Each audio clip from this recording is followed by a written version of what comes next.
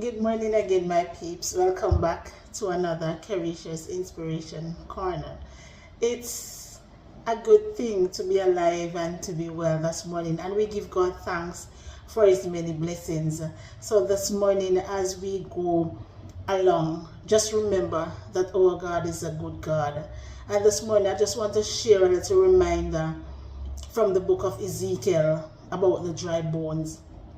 When God would have put Ezekiel in a valley of dry bones, and Ezekiel was confused, but God is God.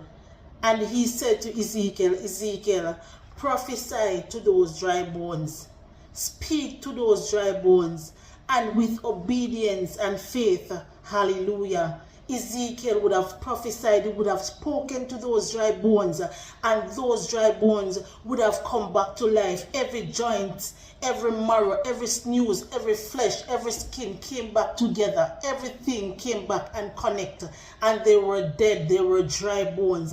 So this morning, I want to speak to somebody this morning, hallelujah, who has a valley of dry bones, hallelujah, who has some situations, hallelujah, this morning, that seems that it's not working out. But I'm here to tell you this morning, just lift your faith, just prophesy to that dry bone situation, just prophesy to that valley that you're in, because the God that is down in the valley is the God that is on the mountain, and the Spirit of God, when it breathes upon those dry bones, they become life. So I want to encourage you this morning, the dry bone situation that you are facing, the valley that you are in with those dry bones. Come on, people, hallelujah. They can live. That situation is not going to kill you. You won't be consumed. He said, though you go through the fire, you will not be burned. Hallelujah. Though you are through the waters and it consumes and it's up to your nostril and it feels like it's the knockout punch.